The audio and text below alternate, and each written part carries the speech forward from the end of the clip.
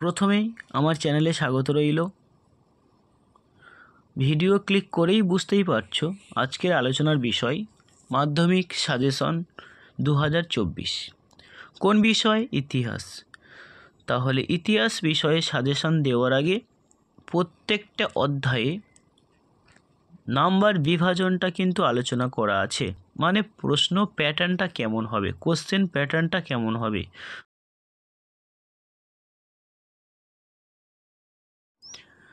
তাই আমি শুরু করছি প্রশ্নের কাঠামো, সাথে নাম্বার বিভাজন ও অধ্যায় ভিত্তিক 1 নম্বর, 2 নম্বর, 4 নম্বর, 8 নম্বর, 1 নম্বর, MCQ ACQ সমস্ত কিছু ধরন আলোচনা করা আছে। শুরু করছি। আর এই প্রশ্ন কটা একটু মনোযোগ দিয়ে দেখে যেও, আশা করছি এখান থেকে অনেক কমন পাওয়া যাবে। শুরু করছি আমাদের আজকের ভিডিওর আলোচ্য বিষয়। প্রথমে লক্ষ্য রেখো প্রশ্নের কাঠামো রয়েছে, মাধ্যমিক প্রশ্নের কাঠামো 2024। আমি আস্তে করে দিয়ে দিচ্ছি, প্রয়োজন মতো স্ক্রিনশট করে রেখো। প্রশ্নের কাঠামো কোন অধ্যায় থেকে কেমন প্রশ্ন আসবে, সেই প্রশ্নের মানটা কত সেটা আলোচনা করা আছে।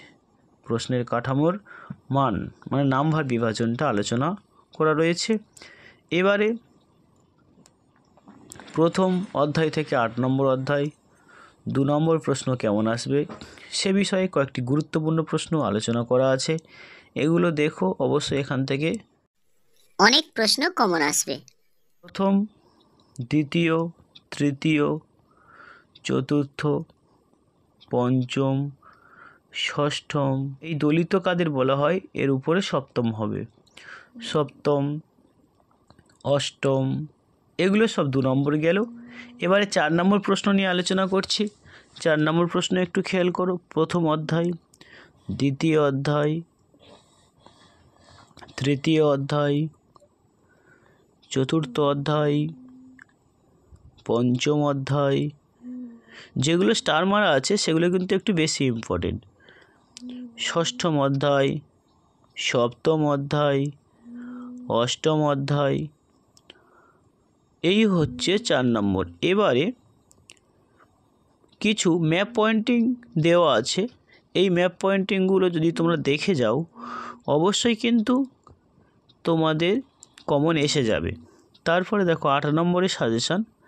8 নম্বরে একটা সাজেশান করা রয়েছে, তবে এখান থেকে বেশি ইম্পর্টেন্ট মহাবিদ্রোহ আর বিজ্ঞান কারিগরি, তারপরে সশস্ত্র বিপ্লবী আন্দোলনে মেয়েদের ভূমিকা আর লেখায় দেখো 8টা দেওয়া আছে। আবার 8 নম্বর আমি একটু সাজেশানটা বলে দিই। এখান থেকে বেশি ইম্পর্টেন্ট রয়েছে নীল বিদ্রোহ, মহাবিদ্রোহের প্রকৃতি, বিজ্ঞান কারিগরি বিকাশ